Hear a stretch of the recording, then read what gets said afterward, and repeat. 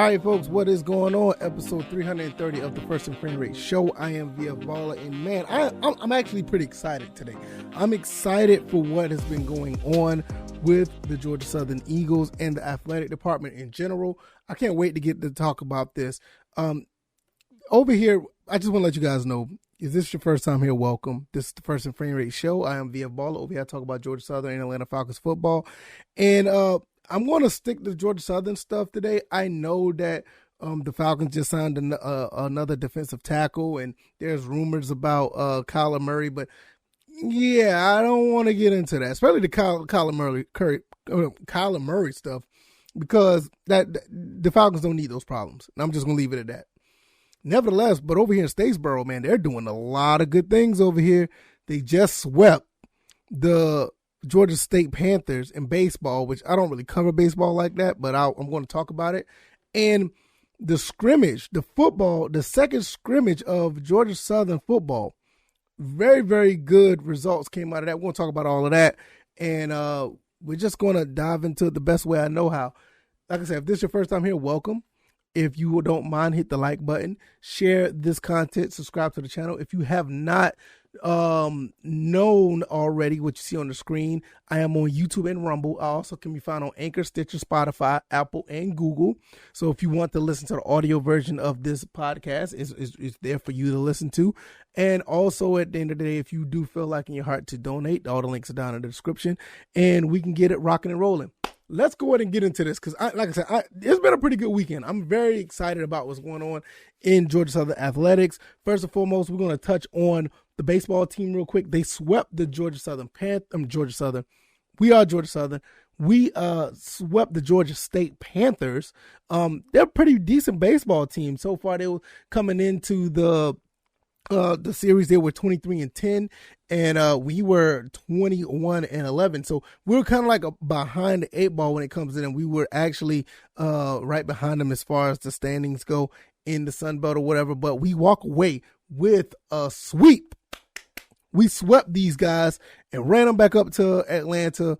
And right now we have a better record than them in the Sun Belt. I don't know if we're number one in the Sun Belt right now, but we're looking pretty good. And we have a top 10 RPI rating as far as the entire NCAA baseball, inside the entire NCAA baseball. So we're doing pretty good. I don't follow baseball that much, but it just does. I don't follow the baseball team that much, but it feels really good to know that we have had a dominant weekend against the Georgia State Panthers. Even in the last game when it looked like the Panthers were going to take 2 out of 3, we came back in the 7th inning, scored 4 runs, scored another 2 in the 8th, and we closed the game out, and we ended up beating them 8-10. Now, on top of that, this baseball team has just got finished beating up on the number 10 team in the country, Texas State, which is another Sun Belt. I think they're in the Sun Belt. Correct me if I'm wrong, because like I said, I don't follow baseball like that. But Texas State, we just got finished beating them. They're the number 10 team in the country. And so this Georgia Southern baseball team is actually pretty good. It's something that we need to take heed for, and watch what they're doing, because I know they struggled against the Tennessees of the world. We beat up on the Georgia Bulldogs every now and then. We do still play Kennesaw State. I'm not sure if we played them yet already, but I feel like we're the best team in the state of Georgia right now, and that means a lot. If we can really get these bats rocking and rolling, we can take down some of these top teams, we can probably go far when it comes to the postseason of baseball. I'm not really sure, but we're going to see how it goes. Right now, I want us to win the Sun Belt at least. So we'll see how that plays out down the road, because the guys in the Discord has been pretty much giving me information about the team. So I'm learning as I go, because I felt like this was a good time to watch because they play a rival team. Yes, Georgia State is a rival. You don't make shirts like this and say that they're not a rival. So whatever's going on in the football side of the world, they need to get that fixed and get that situated. First of all, we shouldn't be playing this team in early October. We need to be playing them later on. And I understand the whole history with Appalachian State. I don't want that to change. But we need to go ahead and get this team at least back on Halloween or something, because it's way too early to play them. But that's a whole other story for another day. Nevertheless, we beat the Georgia State Panthers once again, and we swept them. And we are in pretty good shape right now to control our own destiny. So I just wanted to get that out there. Don't have much else to say. I don't even know too much of the players. I'm still learning about what's going on with the team. So maybe I'll probably cover them more as the season goes on because, like I said, I'm just learning. And the guys in the Discord are giving me a really good information about the team. And it was really good to watch a baseball team and watch these guys do some good things. I walked away very impressed, and I walked away pretty happy. Now, before we finish this podcast, I got to talk about the football team. We're going to dive into the football team right here, right now, and what these guys done in the scrimmage. This is what I normally talk about.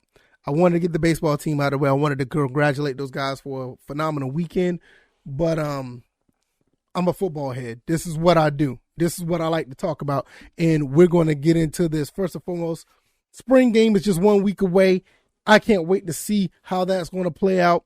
I think I talked about this before. I'm probably not going to be able to make the spring game. I know there's a lot of people saying that they was going to be there. I said I was going to be there. But I got, a family, I got a family thing that we're doing on that weekend. So you'll understand what the family function that we're doing down the road. Trust me, you're going to understand why I couldn't, come to the game. But unfortunately, I can't. I will be watching it. And when I do watch it, I'm going to give you my opinions on what I see. So be on the lookout for an extra episode of this show following the scrimmage. I'm going to really watch it. I'm going to analyze it because I know it's going to be on ESPN Plus. So I'm going to be watching it. So just want to get that out the way. And unfortunately, I won't be able to make it down to Statesboro. But, I do apologize about that. But nevertheless, let's go ahead and get into this. Darius Lewis, Connor Sigelski, Derwin Burgess, Cal Van Treese.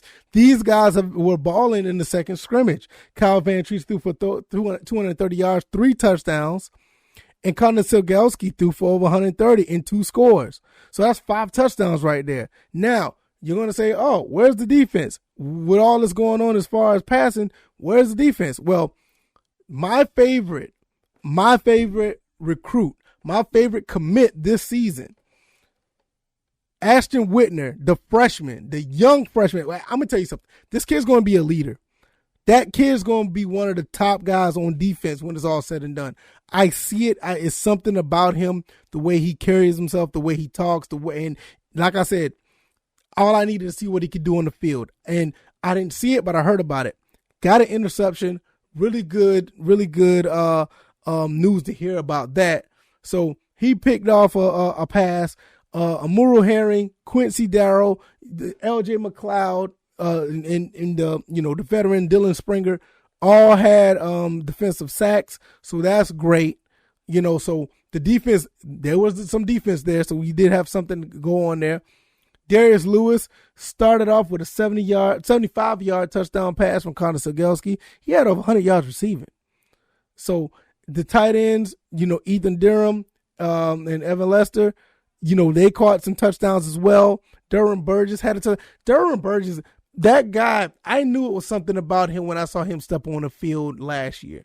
I knew that this was like talent. This is one of the young guys that had to step up when the last regime, nothing against them, but they always felt that the younger you are, you had to wait. And it was clear they did not like to put freshmen out there on the field too early, unless if it was like garbage time or whatever. But you can't let that talent be bottled up. This is one of the reasons why I thought Jalen White could have been one of the guys that could have played right away. I thought he could play right away. When I saw him in the scrimmage his freshman year and he broke off a 60-yard run, why would you leave that on the sideline? You know what I'm saying? Same thing with Sean Pell-Kisson. They had him on defense at one point, switched him back to tight. Why would you? I'm not going. This is the stuff I see. You know what I'm saying? But let's get back to Derwin Burgess. Derwin Burgess was one of these cats, or one of these kids that could ball. Touchdown pass from Cam Ransom last year, over the top. I mean, he can blow the top off of defense. The guy has speed. He has hands. Put him out there. Let him ball. Same thing with Britton Williams. They all made field goals. Alex Rayner, Bryce Christian, and Britton Williams all made field goals. I personally feel I think Britton Williams is the better kicker out of the three, and there's nothing against the other guys. I just, Britton Williams just came through like showing you what he could do ever since the Gardner-Webb game. I think he was the special teams player of the week that week. So I'm like, what are we doing? But I think what Coach Helton and them are doing, they're getting things in order to where the best players out there are going to ball. It doesn't matter if it's Kyle Van Treese, if it's Connor Segelski, Cam Ransom, Darius Lewis. The last scrimmage, you heard other names. J.J. McCaffrey balled in the last game. You had people that could play, actually showing that they could play. This is, what I see with this team right now, these guys are ready to go. I think they're ready to go at this point. And I can't wait to see what they do in the blue and white scrimmage game on Saturday. I'm definitely going to be watching that full stop. I'm going to have my opinions about it full stop. And like I said, I'm going to be doing a separate episode for that. Probably be later on that Saturday. So you guys be on the lookout for that. Like I said, I have a family engagement I have to be to. So unfortunately, I won't be able to travel down. But when you see guys like, Kyle Van Treese, who's looking like right now is going to be the number one quarterback. Like he's going to be number one. Played 10 games at Buffalo, 6-year senior. Like he played pretty good throughout the season. Threw for almost 2,000 yards. I don't know what type of offense Buffalo had, but I think we got better players here. So I think we're going to be in good shape. And there's going to be some things going on with this baseball. There are going to be some things going on with this football team that may surprise a lot of people. Me and some of the guys in the Discord, which I highly recommend you guys join the Discord if you want to have some more Eagles talk. The First and Frame Rates Discord, I have the link down in the description. You guys can go and check that out. Come and join. We have really good discussions with all things Georgia Southern, all things Sun Belt for the most part. The guys there, the guys there are great. They do a pretty good job of, just having really good dialogue, nothing crazy going or anything like that. So, we've been talking about some things, and a lot of the names that you heard the past few years, obviously due to graduation or whatever the case may be, don't be surprised if you don't hear those guys' names as much. Just don't be surprised. And I'll just leave it at that. Just don't be surprised if you don't hear those guys' names as much. Because, you got kids that came here to Statesboro that are balling. They're trying their best to make a name for themselves. Connor Zakelski came through last year, had an injury. His injury was like really crazy. I think he had to hear for it. It put it like his injury was a case study. That's how crazy it was. I can't even explain it, but that's how bad it was. But he's back out there, and people are talking about he might be second string. So like I said, Kyle Van Treese looks like he's a runaway as far as the quarterbacks, and Connor Zakelski's right behind him. What does that make for Richie Langford and Cam Ransom? And I like Cam Ransom a lot. But I think there's something really big happening here. I've been telling y'all this for a while now. I think something really big is happening at Georgia Southern. And I think we're starting to see it. You hear what's going on. Let me tell you, when you look at these numbers, Calvin and Treese threw over 230 yards in scrimmage. Connor Segelski threw for another 130. I don't know how long these scrimmages are, but you're looking at right now over 360 yards passing and 5 touchdowns.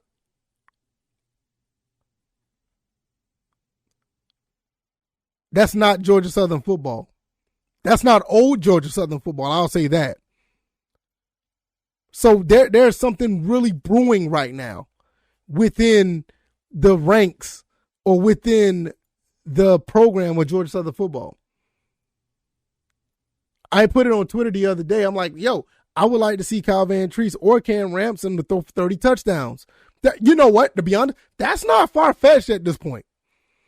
Because I don't think our defense is that bad. I know you may let up a little bit because of scrimmage, but I don't think it's that far-fetched that if these guys could throw for 3-4 touchdowns in scrimmage, turn right back around and do the same thing against some of these Sun Belt opponents.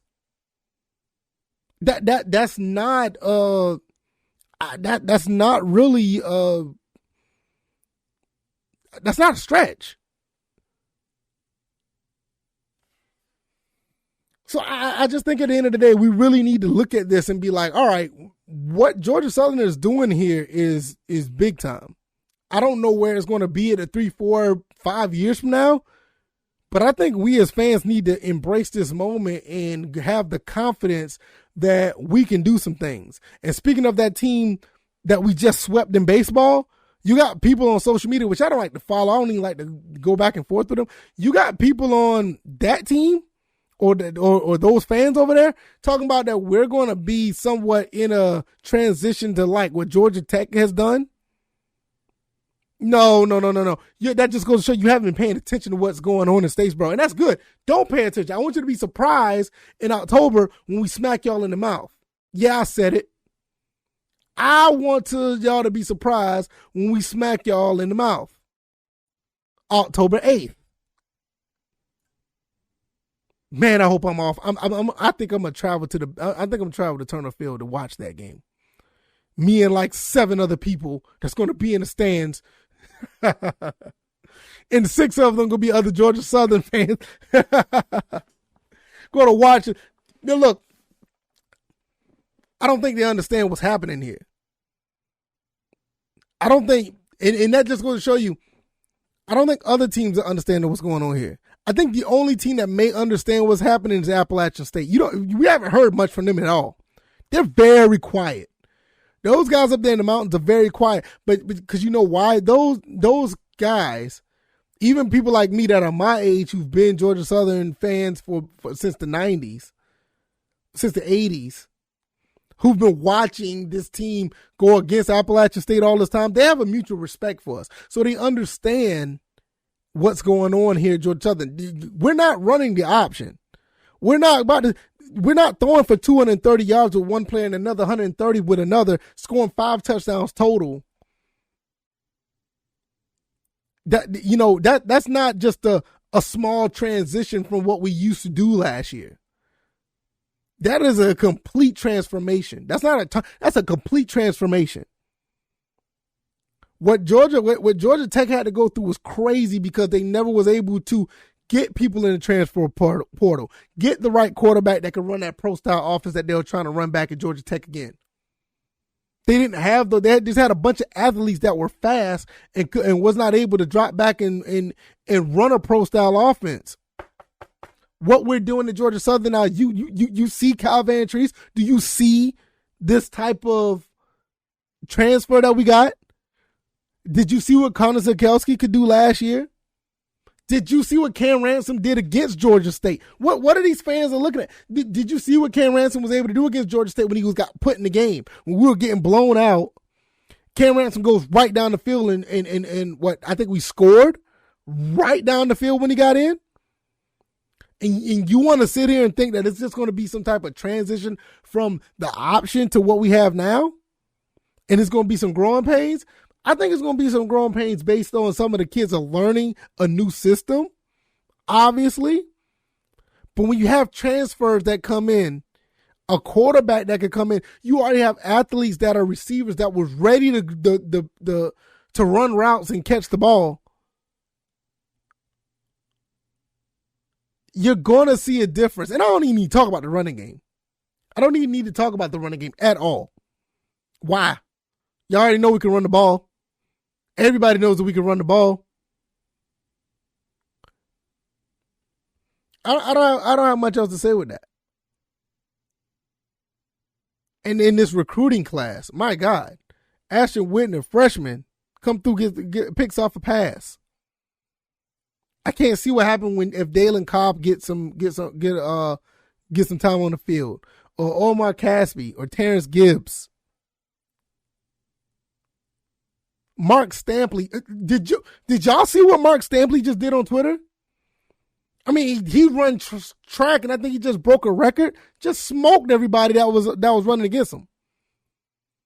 And you mean to tell me that I want to apologize. This show just turned into some form of a rant, and we're supposed to be talking about the scrimmage, but I'm so hyped up about what I see.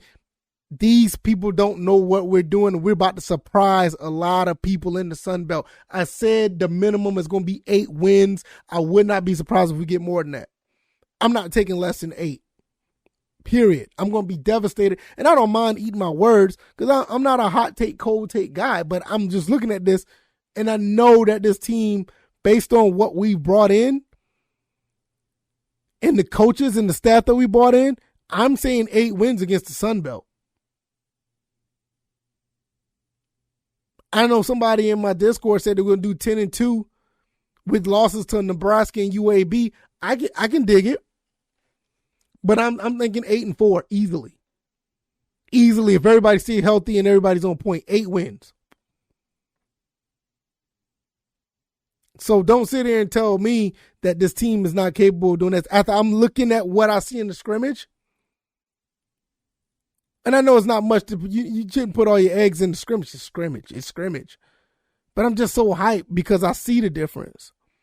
I look at I see the difference. I think these kids can do it. These kids are bigger, faster, and stronger. If they play disciplined ball, I think we can go far. No question. No question at all. I think we can go far. If you like this content, hit the like button, share this podcast, subscribe to the channel if you haven't already. I am on Anchor, Stitcher, Spotify, Apple, and Google. If you want to watch the visual side of this, I am on YouTube and Rumble. If you don't mind, look into your heart. If you want to help this channel and podcast grow, there's a donation links down in the description. You know, that helps go a long way. But just the fact that you're watching and you're spreading the word, either way, if you can't, that helps. That helps just as well, just to spread the word, let people know what we're doing over here. Also, I haven't forgot about you guys, Atlanta Falcons fans. I haven't forgot about you. But I know right now there's a lot of movement happening in Statesboro, not so much in Atlanta. Definitely not on Georgia State campus, but that's another story for another day. But there's not a lot moving in Flowery Branch. And when it does, I will decide to talk about it.